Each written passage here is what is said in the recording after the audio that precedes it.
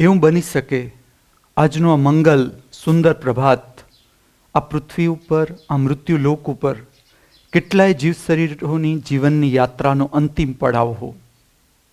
એવું પણ બની શકે આજનું આ સુંદર મંગલ પ્રભાત આ પૃથ્વી પર, આ મૃત્યુલોક ઉપર કેટલાય જીવ શરીરોની જીવનની યાત્રાનો નવો પ્રારંભ હો. આપણે બંને પ્રકારના જીવ શરીરોની આગળની મંગલમય જીવન યાત્રા માટે આપણા સૌ વતીથી આ દિવ્ય સ્થાન ઉપરથી, પવિત્ર સ્થાન ઉપરથી મંગલ પ્રાર્થીએ છીએ.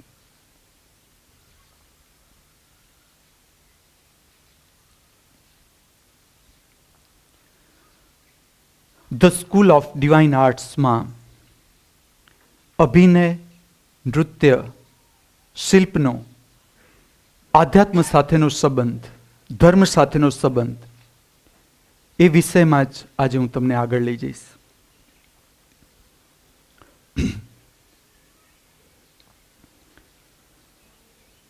જ્યારે હું પ્રાથમિક સ્કૂલમાં અભિનય ઉપર કામ કરતો હતો, એની સાથે સાથે મને જે આંતરિક જગતના ભયના અનુભવો હતા, ભયની સંવેદનાઓ હતી, એનું પણ દર્શન થતું જતું હતું અને કુદરતી ઘટનાઓ પણ એ પ્રમાણે ગોઠવાતી જતી હતી. જેમ કે સ્કૂલ હોય તો સ્કૂલમાં હું જેમ કે સુવિચાર વાંચવા છે, સમાચાર વાંચવાના છે, વક્તૃત્વ સ્પર્ધા છે, તો આ જે સમુદાયની વચ્ચે બોલવું છે અને એમાં હું જે ભય અનુભવતો, ભયની લાગણી, એટલે હું આ સમજવાનો પ્રયત્ન કરતો હતો કે આ ભય છે શું થાય છે ભયમાં. પછી જે મારી અંદરથી એક સરખામણી શરૂ થતી હતી. જેમ કે પરીક્ષા છે, ગણિતની પરીક્ષા, તો ગણિતની પરીક્ષામાં મને ડર લાગતો, તો હું એ જોવાનો પ્રયત્ન કરતો કે આ જે ડર છે, જેમ કે ગણિતની પરીક્ષામાં લાગતી ડરની સંવેદના છે. અથવા રાત્રે સમજી લો કે મારા ભાઈ છે મને અગાસી ઉપર મોકલે કે જા તું ઉપરની બારી બંધ કરી આવ, તો એ સમયે હું ઉપર જાઉં ને એક ભૂતનો ડર શરૂ થતો મારા ઉપરથી કે મને એમ થાય કે પાછળથી કોઈ ડોસી આવીને મારું ગળું પકડી લેશે. તો એવી જાતના જે ભયના વિચારો, એની સંવેદનાઓ, એવી જ્યાં જ્યાં ભય પેદા થતો એટલે મારી અંદરથી એક સૂક્ષ્મ સ્તર ઉપર આંતરિક રીતે એક સરખામણી શરૂ થઈ ગઈ કે આ બધા ભય અલગ અલગ છે. એવી જાતનો એક ક્વેશ્ચન માર્ક આવતો મારી અંદરથી કે જે ભવિષ્યની સમજનો વિકાસ છે. એ સમયમાં એક ઘટના બની. હું સ્કૂલમાંથી, મારા બે મિત્રો હતા, બંને બહુ તોફાની. એ લોકો મને એમ કે ચાલો આજે આપણે નથી ભણવું, ભાગી જાય સ્કૂલમાંથી. તે અમે લોકો નક્કી કરી લીધું સવારે કે આજે આપણે બપોર પછી ખોટી ખોટી ચિઠ્ઠી લખી કે અમને ઘરે કામ છે ને, અને અમે સ્કૂલમાંથી ભાગી ગયા 3 જણા. ને ગામથી લગભગ 3-4 કિલોમીટર દૂર એક શંકરનું નિર્જન મંદિર હતું. તો અમે નક્કી કર્યું કે ત્યાં જાઉં. પછી 3 50 પૈસા ભેગા કર્યા. એમાંથી અમે ગાંઠિયા લીધા, જલેબી લીધા અમારે ખાવા માટે. ને અમે લોકો ત્યાં એ સ્કૂલમાંથી ભાગીને મંદિરે ગયા. એકદમ નિર્જન મંદિર. ને મને એ સમયે પ્રકૃતિ તો બહુ જ ગમે. મંદિર એકદમ સુંદર પણ ખૂબ નિર્જન, ત્યાં કોઈ નહીં. એટલે અમે ત્યાં ગયા, પછી બધા ગાંઠિયા જલેબી ખાધા, ફર્યા મંદિરની અંદર. આખું મંદિર નિર્જન. હવે એવામાં શું થયું કે અંદર કોઈ બાવાજી હશે, અમને ખબર નહીં, અમે તો બારે ફરતા હતા.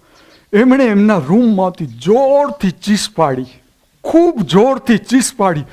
એટલે જે અમારી સાથે છોકરા હતા ને એ એકદમ ડર્યો, એ કે કાંઈક છે, ભાગો અહીંયાથી. તો અમે 3 ભાગ્યા ત્યાંથી.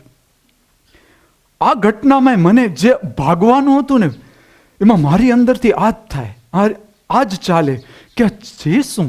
કારણ કે એક બાજુ છે ને પગ, જેમ તમે આવી જાતની સિચ્યુએશનમાં તમે આવી ગયા હશો ને તમે ભાગવા જાઓ ને, એમાં આ ઘટના બની શકે કે તમારા પગ એકદમ ભારે થઈ જાય, તમે ભાગી ન શકો. તમે ટ્રાય કરો ને કે ત્યાંથી ભાગવું છે તો ભાગી ન શકો.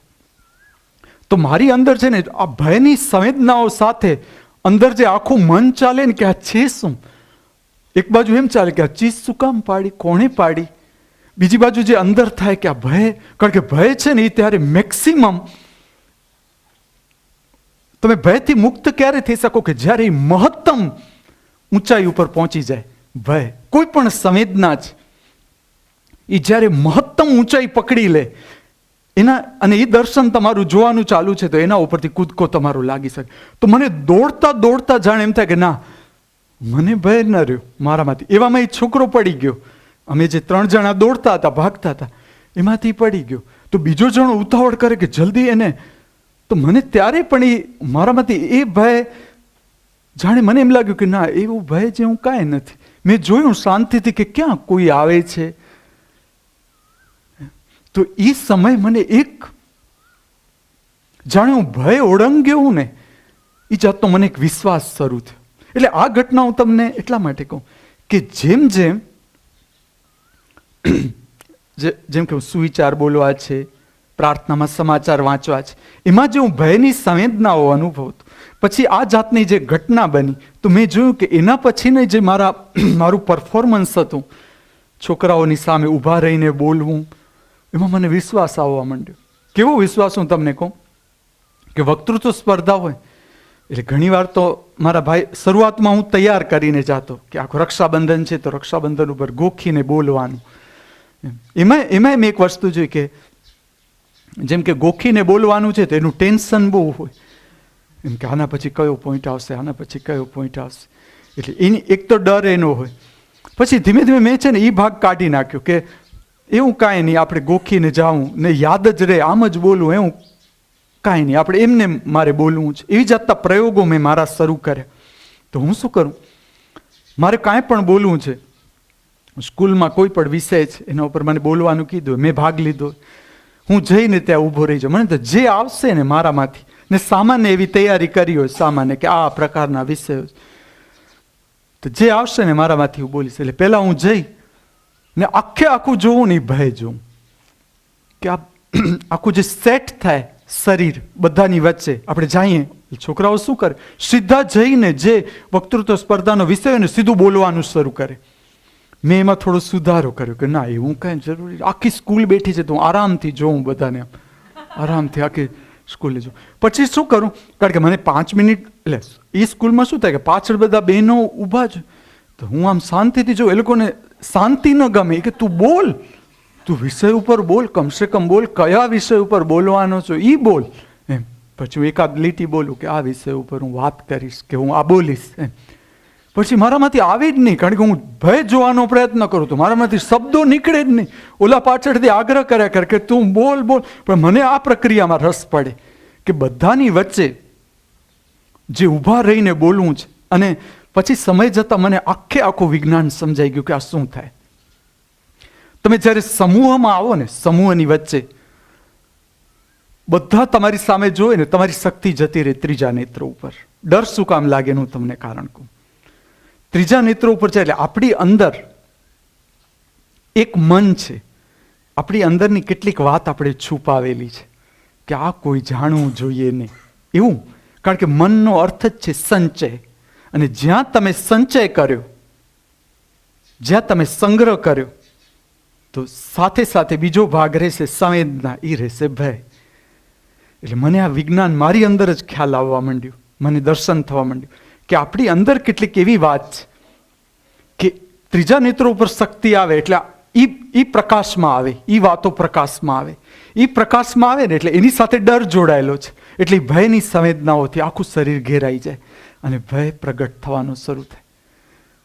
એટલે મારા હાથમાં આનું વિજ્ઞાન ધીમે ધીમે બહુ સરસ આવવા માંડ્યું સ્કૂલ દરમિયાન જ, કે આખું. અને ઇન્સિડન્સ પણ, જેમ કે જો આ જે ઇન્સિડન્સ બન્યો મારા જીવનમાં કે હું એક મંદિરે જાઉં છું, ત્યાં એક બાવાજી ચીસ પાડે છે, અમે ભાગ્યા, તો મને એમાં વિશ્વાસ પેદા થઈ ગયો, ડર ઓળંગવાનો કે ના એવું કાંઈ ન બન્યું. કે કારણ કે એમાં શું થતું કે રોજ હું જે રાતનો, મારા ભાઈ રોજ બારી ખુલી જાય એટલે મને મોકલે, ને એક બાજુ મને ભાગવાની ઈચ્છા થાય કે ના જાવું નથી, ચોક્કસ ભૂત હશે ત્યાં. કારણ કે ગામડામાં, હું જે ગામડા, અને દરેક ગામડામાં હોય ભૂત પિશાચ, માથા વગરના ખવીસ, આ જ પ્રકારની ભૂત કાઢવા, પિશાચ કાઢવા, માદડિયા બાંધવા, આ જ વાત ચાલતી હોય. ને મારી માં સેમાય ન માને એટલે આવી બધી વાતો હું સ્કૂલમાંથી લઈને આવું ને એટલે એ તોડી નાખે કે ના એવું ભૂત પિશાચ જેવું કાંઈ હોય જ નહીં એમ. એ કોઈ એવી વાતમાં પ્રોત્સાહન જ ના આપે. એક બાજુ એની સાથે મને પ્રેમ, એટલે એની છાયા મારા ઉપર રહે. પછી હું બધા મારા મિત્રો બધા આની સાથે જોડાયેલા, કાળા જાદુ આ તે જ વાત ચાલ્યા કરતી હોય. આણે ભૂત આમાં નાખી દીધું, આમાંથી કાઢ્યું ને આમાં નાખ્યું, એટલે એ કે પીપળામાં ભૂત હોય રાતના આમ, એટલે એક બાજુ ચાલતું હોય. પણ તોય હું જાઉં તો ખરો, ધીમે ધીમે પગ ભારે કરી. પણ આ જે સતત ભય જોવાની જે મારી પ્રક્રિયા હતી રોજની, કારણ કે આ તો રોજનું થયું, ઉપરની બારી રોજ ખુલી જાઉં, ગમે એટલું બાંધું પણ રોજ ખુલી જ જાય. ને મારા ભાઈ કે જાઓ ઉપર બારી ફટકાય છે, બંધ કરી આરામથી. કે મને એમ તો કેમ આ તો કહી દે, પણ ઉપરની બારી બંધ કરવા જવું કાંઈ નાની શુંની વાત છે. તો હું જોતો કે ધીમે ધીમે જેમ જેમ આ પ્રક્રિયાઓમાં હું રોજ જતો ગયો, હું આમાંથી બહાર આવવા માંડ્યો. ને સાથે સાથે આ બધી પ્રવૃત્તિઓ, જેમ કે નાટકનો ડાયલોગ એ બધાની સામે આવીને બોલવો છે, આખી સ્કૂલની સામે. છોકરાઓ મસ્કરી કરતા હોય, એમાં શું આપણે ચડ્ડી પહેરી હોય ને એટલે પગ ધ્રુજતા હોય, બીજા છોકરાને એ પગ ધ્રુજે, જો આના પગ ધ્રુજે. એટલે આપણું ધ્યાન હજી આપણે એમાંથી બહાર કાઢીએ તો છોકરાઓ મોટેથી કે પેલી લાઈનમાં બેઠો કે જો તારા પગ ધ્રુજે જ.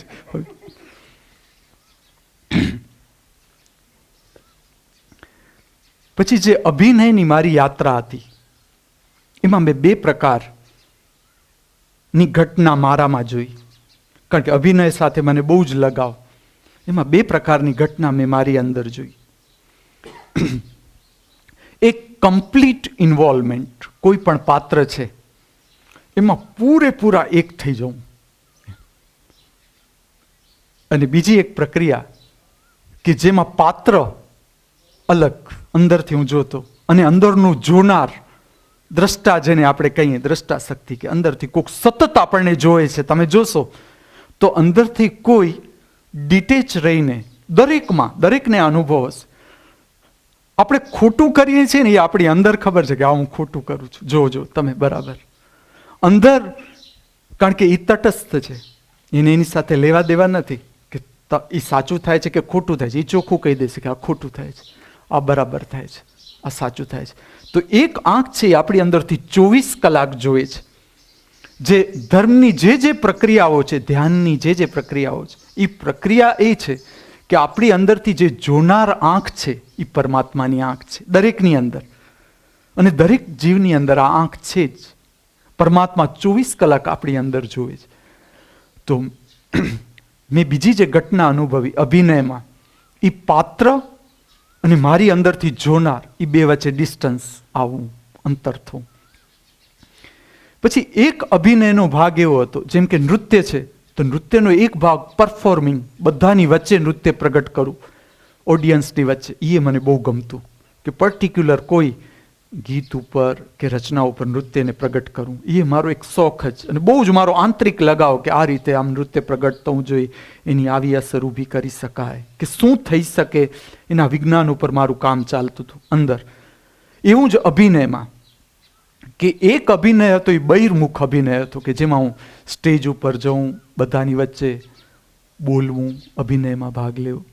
અને એક અભિનય હતો એ મારી અંદર એમને એમ ચાલે, મારા પોતાના માટેનો અભિનય, કે હું જ્યારે સમય મળે ત્યારે હું એકલો જે મારા મનગમતા પાત્રો હોય, અંદર જે આવે, અંદરમાંથી જે સંવાદ આવે અથવા અંદરથી જે અભિનય આવે, હું એકલો કરું.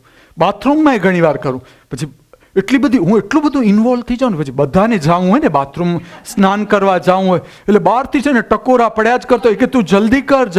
ઘણી વાર એવું થાય મારું સ્નાન સરખું ન થાય, કારણ કે હું અંદર જાઉં ને હું ભૂલી જાઉં.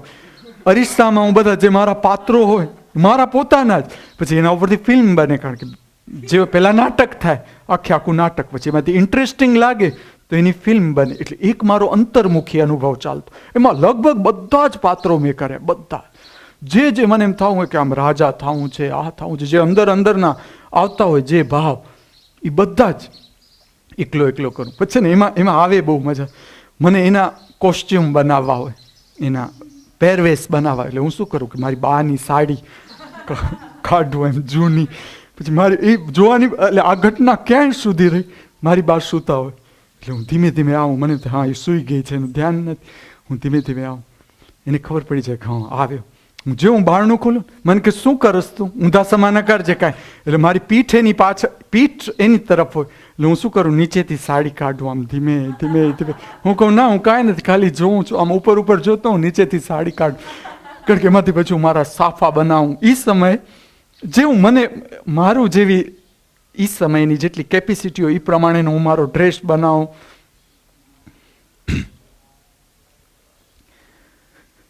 પછી જે અભિનય હતો, જેમ મેં તમારી સાથે વાત કરી કે એમાં મેં 2 પ્રકારનો અનુભવ કર્યો. કે એક તો કમ્પ્લીટ ઇન્વોલ્વમેન્ટ, એમ કે એવી જાતનું ઇન્વોલ્વમેન્ટ કે મને ઓડિયન્સ ધ્યાનમાં જ ન રહે. અને મારી જે એ સમયની જે શક્તિ હતી અભિનય પ્રગટ કરવાની, એમાં હું કરુણ રસ છે ને, જો એવું પાત્ર મારા હાથમાં આવી ગયું કે જેમાં કરુણતા પેદા કરવાની હું જબરજસ્ત પેદા કરી શકું, કરુણ રસ કે જેમાં હું કમ્પ્લીટ ઇન્વોલ્વ થઈ જાઉં, કમ્પ્લીટ એમ મને ખબર ન પડે ઓડિયન્સ છે કે નહીં, શું સમય થયો. એમાં એક બહુ જ, એટલે મારા અભિનયની મહત્તમ ઘટના એ સમયે બની કે હું 9મા ધોરણમાં હતો અને બીએડ કોલેજના સ્કૂલની અંદર બધા શિક્ષકો આવ્યા હતા. એટલે એ લોકો બધા નાટકની પ્રેક્ટિસ કરાવતા હતા. એ લોકોમાં એવું હોય કે જે શિક્ષકો આવે એ લોકો બધી આવી પ્રેક્ટિસ કરાવવાની હોય છોકરાઓને, અને નાટક અમારે રજૂ કરવાનું હતું. એ સમયે મારો ભાઈ છે ને, એનો એક્સિડન્ટ થઈ ગયો હતો, એટલે એને હોસ્પિટલમાં દાખલ કર્યો હતો. એટલે હું એ લોકો બધા શહેરમાં હતા, હું એકલો જ રહેતો ઘરે. અને મારા એક સર હતા ને, એને મારા ઉપર બહુ જ રસ, બહુ જ ઇન્ટરેસ્ટ. એટલે સ્કૂલના જે સાહેબ હતા ને, એ કોઈ પણ પ્રવૃત્તિ કરાવે ને, કોઈ પણ પ્રવૃત્તિ, તેમાં એ મને ખાસ ઇન્ટરનલ કે અમારો મિત્ર જેવો સંબંધ, મને કે તું ભાગ લેજે. એનો આગ્રહ જોઈએ કે કોઈ પણ નાટક હોય તે આગ્રહ જ રાખે કે તું આવજે, તું ભાગ લેજે. આમ પછી એ લોકોએ મને એક પાત્ર આપ્યું. એમાં એવી જાતનું પાત્ર હતું કે એક ગરીબ કુટુંબનો મા ને બાળક છે, મા ને છોકરું છે. છોકરું છે એ આવજે, એના ફાધર ઓફ થઈ જાય છે. એટલે છોકરાએ શું કરવાનું છે કે એના ફાધરનો જે ધંધો છે એને ચલાવી ને એમાંથી એણે કમાણી કરતા શીખવાનું છે. એવી જાતનું આખું પાત્ર હતું.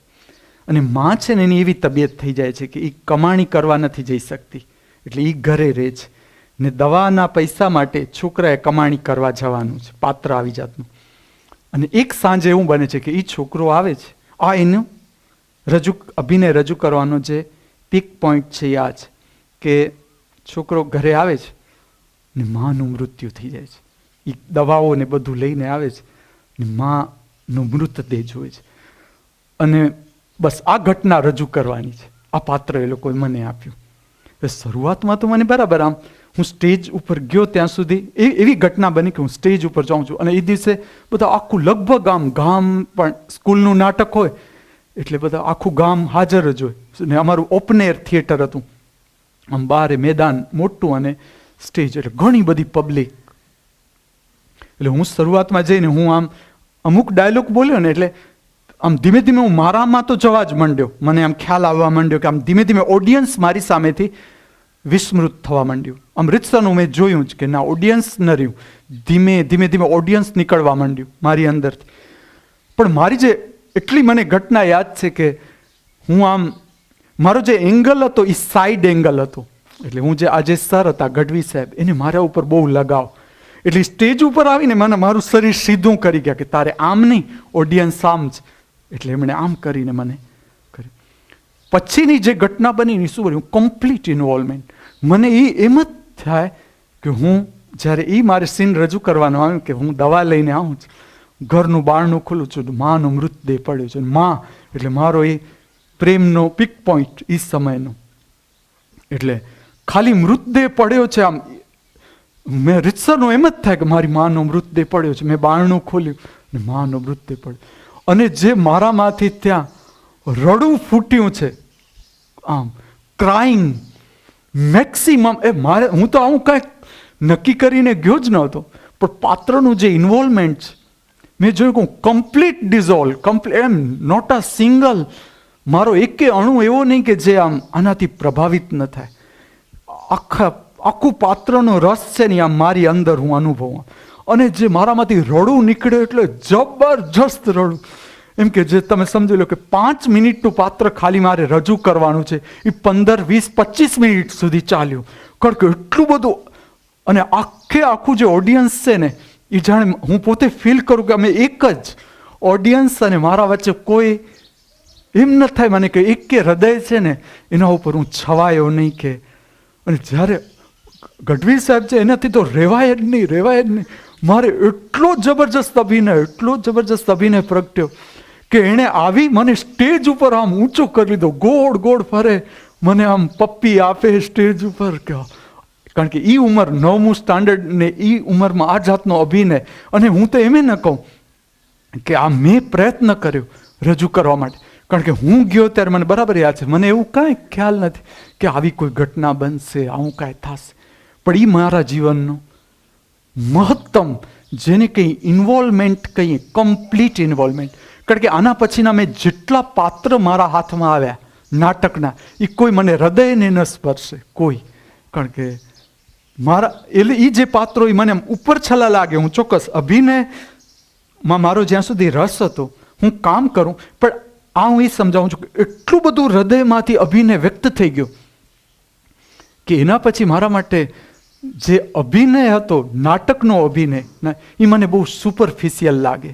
ધીમે ધીમે હું એમાંથી ડિટેચ થવા માંડ્યો, દૂર થવા માંડ્યો કે ના, એવી જાતનું મને કોઈ પાત્ર ન લાગે કે જેમાં હું આમ હૃદય મારું આમ એક થઈ જાય. આના કારણે જ્યારે હું શહેરમાં આવ્યો, શહેરના નાટકોમાં, સ્કૂલના નાટકમાં કે જે નાટકના નાના મંડળ હોય એ લોકોના આમંત્રણમાં હું જાતો. પછી નાટકની જે પ્રેક્ટિસ હોય ને જનરલી એવી હોય કે આમ તો જનરલી બધા પોતપોતાના કામમાં હોય. જ્યારે હું હાયર સેકન્ડરીમાં આવ્યો, હું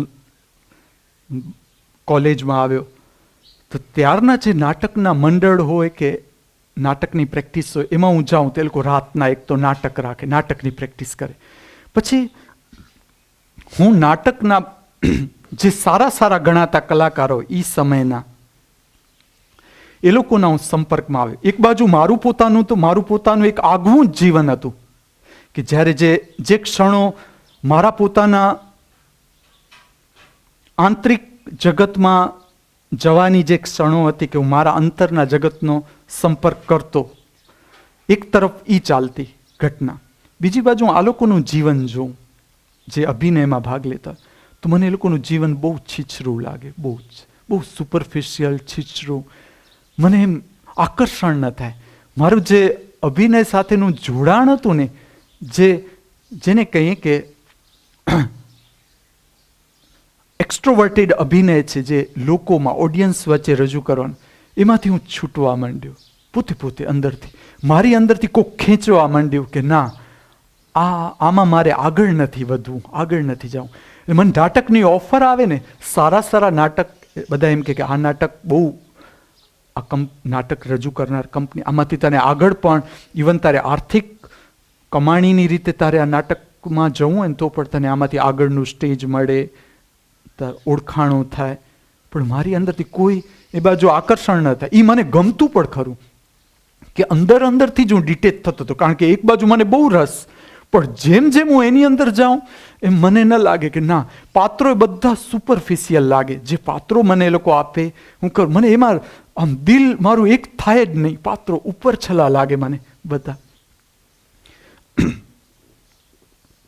એટલી સુધી કે મને ખ્યાલ છે કે હું હાયર સેકન્ડરીમાં હતો ત્યારે એક ફિલ્મ હતું ઈંટ કા જવાબ પથ્થર, તો એનું શૂટિંગ કચ્છમાં. તો એ સમયના અમે જેટલા આર્ટિસ્ટ વર્ગ હતો, બરાબર, તો એ બધા જ ટ્રાય કરે, ડાયરેક્ટરને મળવા જાય કે જ્યાં શૂટિંગ ચાલતું હોય, બધા એમ કે ના તમારે જવું જ જોઈએ.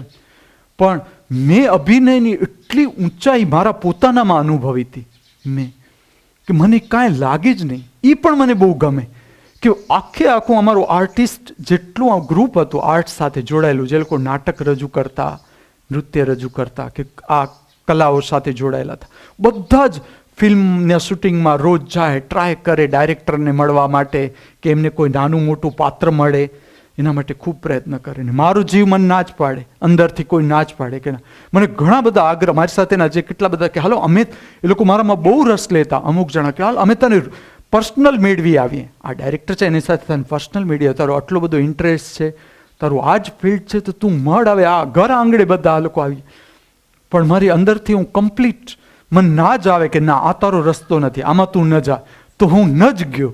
અને એનું મને એક અંદરથી એક ગર્વ લાગે ને, મને એમ થાય કે જાણે હું આમ જાણે છૂટી ગયો, કે ના મને સ્પષ્ટ થતું ગયું કે ના આ મારો રસ્તો નથી. મારું આના માટે કાંઈ મારો અભિનય નથી, કે આ કલાઓ મારી એના માટે નથી, એનું મને સ્પષ્ટ એ ઉંમરમાં પણ ખ્યાલ આવવા માંડી. પછી એક કેવી ઘટના બનવા માંડી, જે હું તમને કહું છું કે મારા અને પાત્ર વચ્ચે ડિસ્ટન્સ થવું. કારણ કે એ જે પાત્રો હતા એ એવા હતા, આ બધા જેમ કે કોમેડી પાત્રો હોય તો હું કરું જબરજસ્ત, એમ હસાવું, આમ ઓડિયન્સ ઉપર ઇફેક્ટ આવે બધું જ. પણ કેવું થાય કે મારા અને પાત્ર વચ્ચે હું ચોક્કસ ડિસ્ટન્સ અનુભવું. કોલેજના પાત્રોમાં કે હું ટાઉન હોલની અંદર મને એમ ખ્યાલ આવે કે ના જોનાર કોક છે, અભિનય કરતા કોક છે. અભિનય રજૂ કરનાર અને મારી અંદર જોનાર, એ બે વચ્ચેનું સ્ટેજ ઉપર રીતસરનું ડિસ્ટન્સ અનુભવી શકું. એના કારણે શું થવા માંડ્યું, પહેલી વાર એવું થવા માંડ્યું, નહીંતર મને ડાયલોગમાં આવું ન થાય. ડાયલોગ મને બીજાના મોઢે હોય, પણ આ ઘટનાઓ કેવી થવા માંડી નાટકની અંદર, કે મારું ડિસ્ટન્સ જેમ વધવા માંડ્યું એમ હું ડાયલોગ ભૂલી જાઉં સ્ટેજ ઉપર. પાત્ર અલગ થઈ જાય, હું અલગ થઈ જાઉં ને આમ જાણે હું ઘણીવાર એવું બનતું, પોતે જોઉં કે પાત્રને હું છોડી દઉં.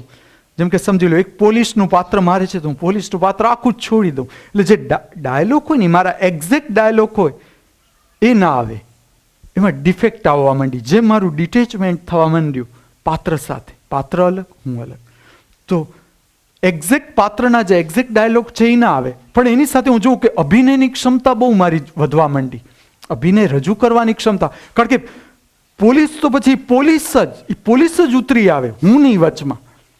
આ જાતનો મને ખ્યાલ આવવા માંડ્યો. એટલે જે નાટકના દિગ્દર્શક હોય ને, એ મને પાત્ર પછી કે ના તમે આવી રીતે રજૂ કરો, એટલે સામેવાળાને ખબર ન પડે કે ડાયલોગ હવે આના પછી બોલવાનું શું છે. કારણ કે ડાયલોગમાં ઓરિજિનાલિટી ન ચાલે નાટકમાં. તમે નાટકમાં ઓરિજિનલ ડાયલોગ બોલવા જાઓ તો સામેવાળો પછી એનો પાત્ર છે, એણે તો એનો રિસ્પોન્સ આપવાનો છે, એનો ડાયલોગ તો નક્કી જ છે.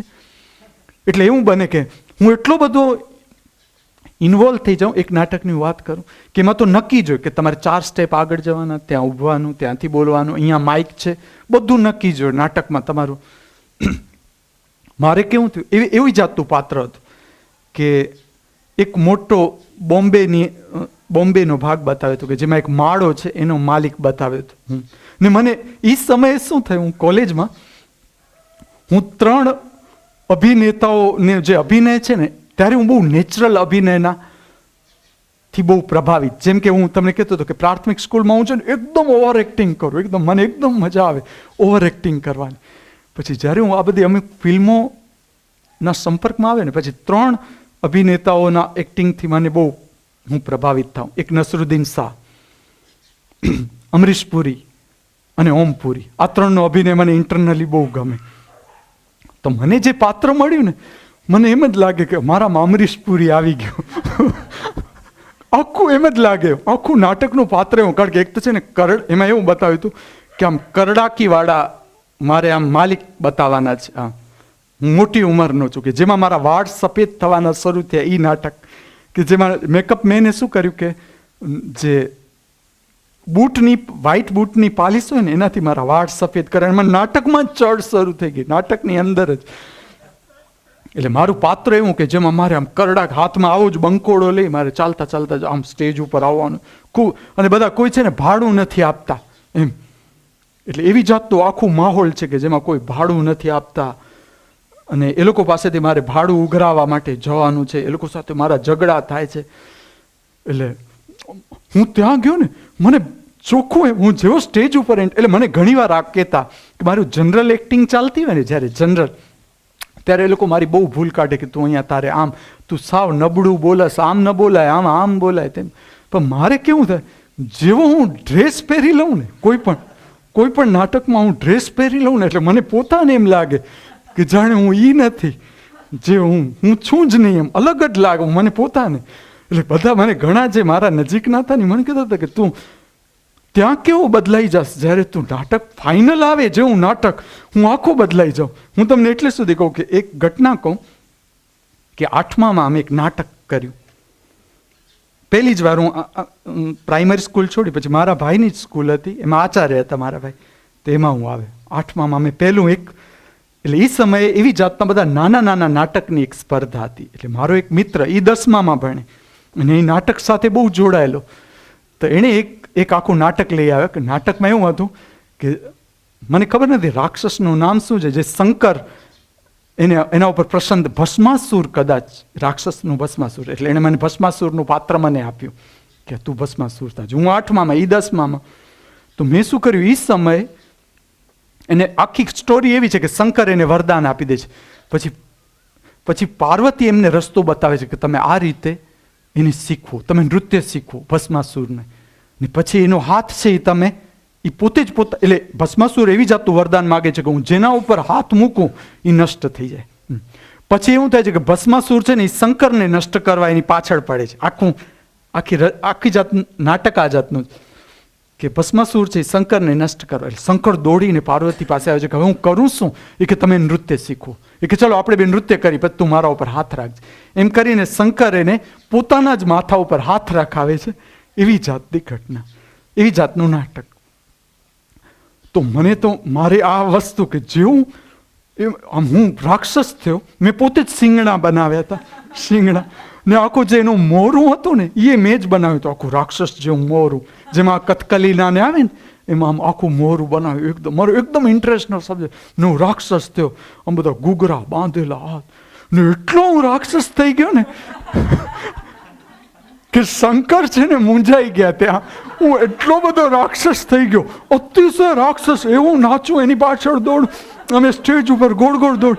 તો શંકર છે ને એ આખા મૂંઝાઈ જ ગયા કે હવે આના પછી મારે કરવું શું?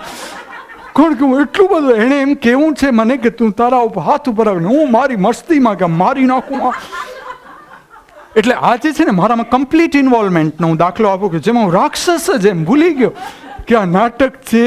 કે એના કારણે અમારો 3જો નંબર આવ્યો એ નાટકમાં, કે હું આ મારા કારણે કે હું અતિશય આમ ત્યાં. એટલે ઘણા બધા મને કહેતા કે તું છે ને પછી ત્યાં સ્ટેજ ઉપર છે ને તું અમને જોતો જ નથી કે હવે અમારે ડાયલોગ છે તો એટલો આગળ આવી જા માઇક. મને બધી સૂચના આપે કે જો તારે આનાથી આગળ નથી, પણ હું જેવો સ્ટેજ ઉપર જાઉં ને હું મને તો કોલેજમાં એવું બન્યું કે હું પોતે અનુભવું કે જેવું આવ્યો મને એમ લાગે અમરીશ પુરી આવ્યો. હું પોતે જ મને મારી અદા જબરજસ્ત આમ તે. એટલે મારી સામેના જે ખરેખર નાટકના પાત્રો હતા ને એ બધા જેને કહી કે કોઈ આમ રાજ્ય કક્ષાના એવોર્ડ વિનરો એવી જાતના નાટકમાં ભાગ લીધેલા, કોલેજના એવી જાતના મારી સાથેના કોમ્પિટિટર જે હતા. પણ ખબર નહીં હું નાટકમાં હું છવાઈ ગયો એકદમ, કારણ એકદમ મારી કરડાકી અંદરથી. આ નાટકમાં કેવું થયું, ખાલી એટલું જ એના કારણે મારો 2જો નંબર આવ્યો કે એમાં એવું હતું કે એ લોકો જે નિર્ણાયકો હતા એમણે એવી ભૂલ કાઢી કે હું એકદમ મોંઘી સાલ છે ને એ મારા ખભા ઉપર, તો હું જે આ ભાડુઆત હતા એ લોકોના ઝઘડામાં મેં મારી સાલ આમ પછાડી. એ બધાને ગમ્યું કે વાતે આમ જબરજસ્ત સાલ. પણ પછી જ્યારે મારે પાછા ફરવાનું હતું ને ત્યારે હું સાલ ભૂલી ગયો, હું એમને એમ જતો રહ્યો. એટલે એ લોકોએ ભૂલ કાઢી કે ના, સાલ ન ભૂલે. હવે જે બાપા હોય કરડાકીવાળા, એ સાલ તો બીજાની સાલ લઈ આવે પણ પોતાની સાલ ભૂલે નહીં. એટલે મને ડાયરેક્ટ એના જે નિર્ણાયકો તેને બોલાવીને મને શાબાશી આપી કે બાકીનો તમારો આખો અભિનય જોરદાર, પણ તમે આ બરાબર ન કર્યું, એના કારણે તમારો 2જો નંબર. પણ આ બધા નાટક છે એમાં 2 ઘટના મારી અંદરથી પેરેલલ ચાલે. 2 એક હું ડિટેચ થવા માંડ્યો નાટકમાં. અનુભવ જ થાય કે સ્ટેજ ઉપર જાણે જોનાર અલગ છે, પાત્ર અલગ છે. એટલે જેમ ઓડિયન્સ જોવે છે હું એ જોઉં છું પાત્રને. એની સાથે સાથે મારો નાટકમાં રસ જવા માંડ્યો. જેમ જેમ મારામાં અભિનયમાં અંદર મારું ડિસ્ટન્સ થવા માંડ્યું, તો મેં એક જોયું કે મારામાંથી જે અભિનય રજૂ કરવાની લૌકિક અભિનય ઓડિયન્સ વચ્ચે જવું એમાં મારો રસ આમ રીતસરનું મને અંદરથી કોઈક ના જ પાડે તોય હું જાઉં, તોય હું નાટકમાં ભાગ લેવા જાઉં જ જાઉં, પણ અંદરથી કોક મને જબરજસ્ત ખેંચે કે તું ન જ જા, હવે તારું આમાં કામ નથી. એની સાથે એક કેવી ઘટના બને કે આ સંવેદનશીલતા વધતી જાય શરીરની, જેમ તમે ડિટેચ થતા જાઓ એટલે શરીર સંવેદનશીલ થતું જાય. મને ત્યારે આ ખ્યાલ ના આવે. હું નાટકમાંથી આવું ને પછી મને એમ અઠવાડિયું છે ને એક બ્લાઇન્ડનેસ રહે, આમ દેખાય નહીં મને પ્રોપરલી, દેખાય નહીં. પછી માથું એકદમ ભારે થઈ જાય, શરીરમાં એક વિચિત્ર જાતની કળતર થાય આખું. ધીમે ધીમે મને ખ્યાલ આવવા માંડ્યો કે એમાં શું હોય, 1 થી 1.5 કલાકનું નાટક ચાલે. હવે આ નાટકમાં છે ને ફોકસ લાઇટ બહુ આવે, એની જે લાઇટનો પ્રકાશ આવે શરીર ઉપર એ મારી સ્કિન પણ પકડી ન શકે, એટલે સ્કિનમાં એક જાતનો ઇરિટેશન રહે લાઇટથી. ધીમે ધીમે મેં પકડી લીધું આ વાત. અને જે આંખ ઉપર લાઇટ આવે ને એના કારણે મને એક બ્લાઇન્ડનેસ રહે. અઠવાડિયા પછી હું રિકવર થાઉં. પણ એની સાથે મેં જોયું કે અંદરથી પછી હું જ્યારે અમદાવાદ ગયો ત્યારે મને મારા જે મિત્ર વર્તુળ હતું, આર્ટિસ્ટ વર્ગ હતો જે આખો, કે જેમાં કેટલાક મને બહુ એ લોકોને એવી ઈચ્છા હતી કે ના તું નાટકમાં ભાગ લે. એની સાથે મારી સાથેના કેટલાક જે વિદ્યાર્થી હતા એમના ફિલ્મ સાથે પણ કેટલાક જોડાણ હતા. એ લોકોના કુટુંબના કોઈને કોઈ ફિલ્મમાં હોય કે તો એ લોકો એવો મારામાં ઇન્ટરેસ્ટ લે કે અમે તને ફિલ્મના ડાયરેક્ટર સાથે મેળવી દઈએ, ત્યાં લઈ જઈએ. પણ મને એવી જાતની ઘટનાઓ બને કે એ લોકો સમજી લો કે કોઈ હોટલમાં આવીને ઉતર્યા હોય ને આ મને કે તું ચાલ હું તને મેળવી દઉં એની સાથે. અથવા નાટક જે મોટા મોટી નાટકની કંપની હોય તો એના જે દિગ્દર્શક હોય એમાં એ લોકો મને ટ્રાય કરે કે ચાલ તું મને હું તને ત્યાં લઈ જાઉં.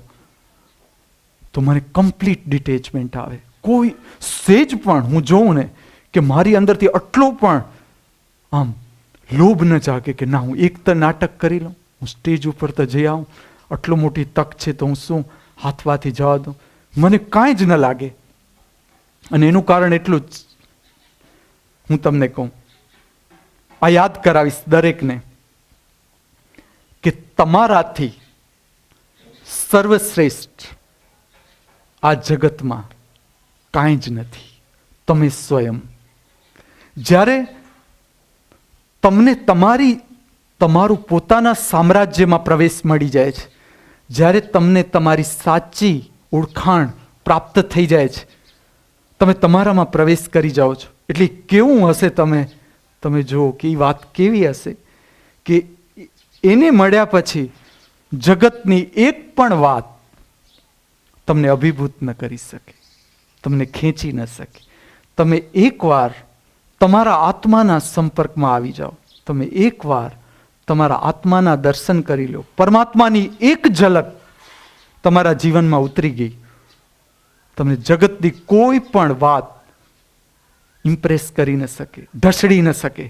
અને કદાચ સમજી લો કે તમે ઢસડાયા પણ ખરા તો તમે પાછા જ ફરી આવશો.